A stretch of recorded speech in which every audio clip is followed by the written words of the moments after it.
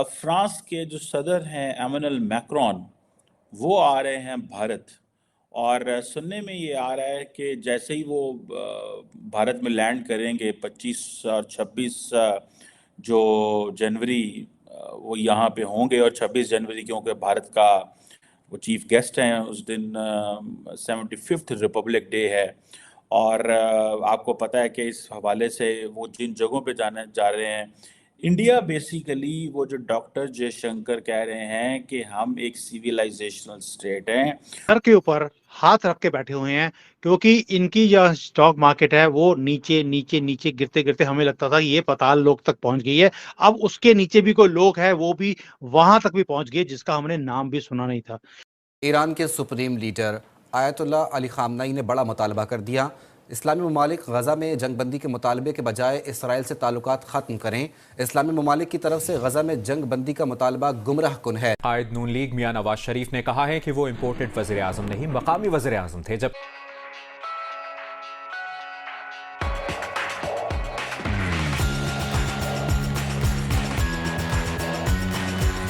वो उनको हिस्ट्री दिखाना चाहते हैं, कल्चर दिखाना चाहते हैं और बताना चाहते हैं भाई हम बहुत पुराने हैं।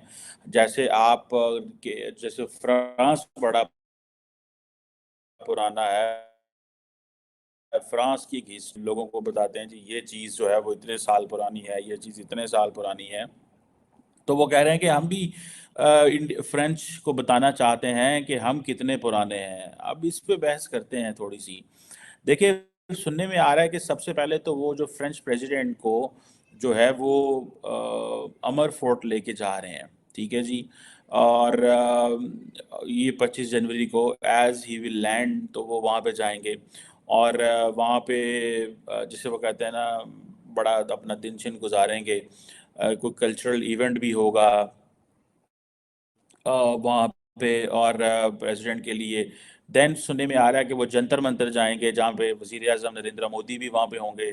और हिस्टोरिकल सिग्निफिकेंस देखिए, पूरा फर्स्ट डे जो है वो हिस्ट्री ऑफ इंडिया दिखा रहे हैं उनको। Why is it required to show history to French president of India? It is not just for the French president. It is to create optics for the global audience. That जब आप देखें नरेंद्र मोदी जंतर मंतर जाए, अमर fort जाए, तो that will not make global headlines. That will make national headlines primarily. But when a French president, who is like the most powerful country in the Europe, and they have that strategic relationship with India, when he will go to Jantar Mantar, Amar Fort, and other places, then definitely that will create a historical एक वो global headlines मिलेंगी। सो वो जो doctor Jaishankar, मैंने जैसे आपको पहले कहा कि वो बता रहे हैं कि भाई हम यहाँ पे 80 बड़े पुराने हैं। ये आप इंडिया को ऐसे ना देखें जैसे आप देख रहे हैं, अपना स्टाइल थोड़ा सा चेंज करें इंडिया को बदलने देखने के लिए। So this is what they have been saying, they are talking. अब फॉर एग्जांपल ये जब वो जंतर मंतर जाएंगे वहाँ प्राइम मिनिस्टर उनको मिलेंगे, हिस्टोरिकल सिग्निफिकेंस की क्या है। एंड वो कहते हैं ये फ्रेंच के लिए, ठीक है जी। वहाँ पे वर्ल्ड की सबसे बड़ी जो है ऑब्जर्वेटरी है, वर्ल्ड हेरिटेज साइट है, जंतर मंतर की बात कर रहा हूँ। वहाँ पे लार्जेस्ट स्टोन है दुनिया का। और सुनने में ही आता है कि कोई एक फ्रेंच जो एस्ट्रोनॉमर था वो भी वहाँ पे, जो उसने वो थोड़ी देर रहा बंगाल में कहीं पे इस तरह। और ये चीज़ें जो हैं वो जिसे वो कहते हैं ना दिखाई जाएंगी। ये हालत है स्टॉक एक्सचेंज की यहाँ पर, और भारत में रुकने का नाम ही नहीं ले रही। और अभी तो राम मंदिर बना है, अभी तो एक दिन निकला है राम मंदिर बनने के बाद। हमें पता था कि जिस दिन राम मंदिर बन जाएगा हमारी इकोनॉमी को बूस्ट मिलने वाला है। रीजन बीइंग, हमारी सनातन की एक अपनी पॉलिसी है एक इकोनॉमी को चलाने के लिए। ये सनातन इकोनॉमिक्स है, ये काम करेगी और इसके बाद ये ऊंचाइयों पे छूती जाएगी। हमारी जितनी भी कंपनीज हैं उसका भी जो मार्केट के अंदर परफॉर्मेंस है बढ़ता जा रहा है, प्रॉफिट्स बढ़ रहे हैं। इकोनॉमी बढ़ेगी तो कंपनी के माल भी बिकेगा, प्रॉफिट भी बिकेंगे और प्रॉफिट भी बढ़ेंगे, उससे स्टॉक मार्केट भी बढ़ने वाली है।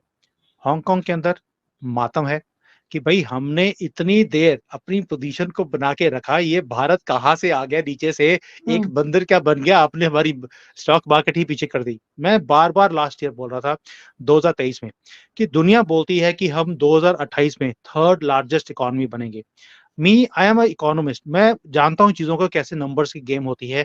मैंने लास्ट ईयर बोला था और आपके शो के ऊपर भी बोला था कि अगले साल तक दिसंबर 2024 तक हम थर्ड लार्जेस्ट बन जाएंगे। मेरा अपना पूरा अनुमान है, हम बहुत ज्यादा पीछे नहीं है। अगर हम जर्मनी और जापान की बात करें स्टॉक में, अपने इकोनॉमी में, as per as GDP is concern, we are going to cross them this year itself. और इसके बाद रह गया स्टॉक मार्केट।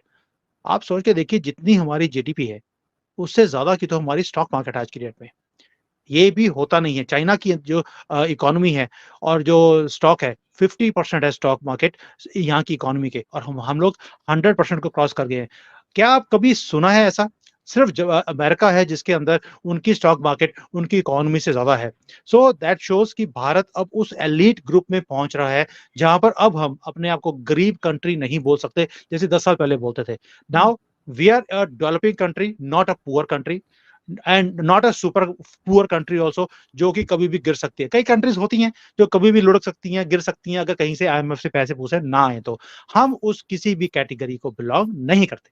हम आते हैं अब super super good country who is rising, जो कभी भी तीसरे नंबर पे आ जाएगी। स्टॉक मार्केट भी अब तीसरे नंबर पर आने की कगार के ऊपर है। दैट मीन्स कि अब आगे बल्ले बल्ले है, अब राम राज्य लेकर ही आएंगे हम लोग।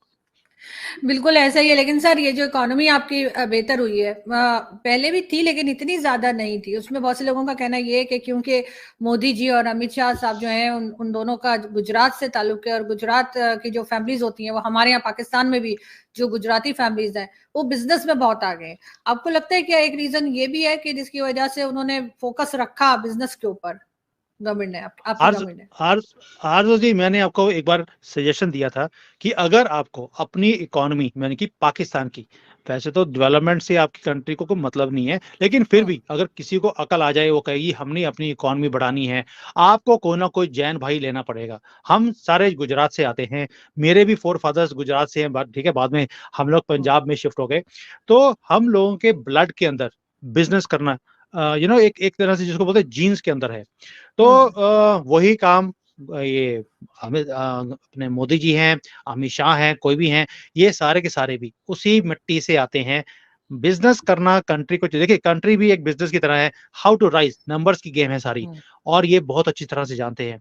हमारे पास बहुत बड़े बड़े, जैसे आपके पास भी है ना, ऑक्सफोर्ड से पढ़े हुए भी प्रधानमंत्री आपने रखे वाले, तो वो कुछ कर नहीं पाए। तो हमारे पास भी यहाँ पर बहुत बड़े बड़े आईएमएफ से इकोनॉमिस्ट थे, वर्ल्ड बैंक में काम किया होता, हमारे प्रधानमंत्री भी रहे, वो कुछ भी काम नहीं कर पाए। उनके टेन्योर के अंदर हमारी कंट्री भी नीचे जाती रही। लेकिन आप ही की कंट्री में लोग बोलते थे, ओ चाय वाला ये क्या कर लेगा। देख लीजिए, भारत का एक हिंदू, बेशक वो चाय वाला था, उसने कंट्री को कहां से कहां ले गया। क्यों? वो ग्राउंड रियलिटीज को समझता है। हमारी जो कम्युनिटी है बड़ी ग्राउंडेड रहती है। हम आपकी तरह नहीं है कि भाई अगर कहीं प्लेन में जाना है तो कमर्शियल प्लेन में नहीं जाएंगे, हम तो प्राइवेट जेट में जाएंगे। ऐसा काम हमारे यहाँ पर नहीं चलता। हम लोग ग्राउंडेड रहते हैं, ग्राउंड रियलिटीज को समझते हैं और उसके बाद काम करते हैं। इसीलिए जब टॉप से आपको पता है कि मोदी जी करप्शन फ्री हैं, उन्होंने एक भी रुपया ना खाया ना खाने दिया, इसलिए सब भूखे हैं। तो इसलिए वो सारा जो पैसा जुड़ा है, जो करप्शन में पहले जाता था, वो सारा का सारा इकोनॉमी में लगना शुरू हो गया, डेवलपमेंट में लगा है, इसलिए तरक्की की है। और हमें भी गर्व है, फकर जिसको बोलते हैं आप, कि फकर है हमें भी अपने प्रधानमंत्री के ऊपर। वो 10 सालों में क्या ट्रांसफॉर्मेशन लेकर आए हैं भाई। हमने कभी सोचा नहीं था कि भारत में इतनी तरक्की होगी। हमें मालूम था कि कंट्री के अंदर एक पोटेंशियल है, लेकिन तरक्की इतनी जल्दी हो सकती है हमने कभी सोचा नहीं था। और ये बंदे ने इम्पॉसिबल को पॉसिबल करके दिखाया है।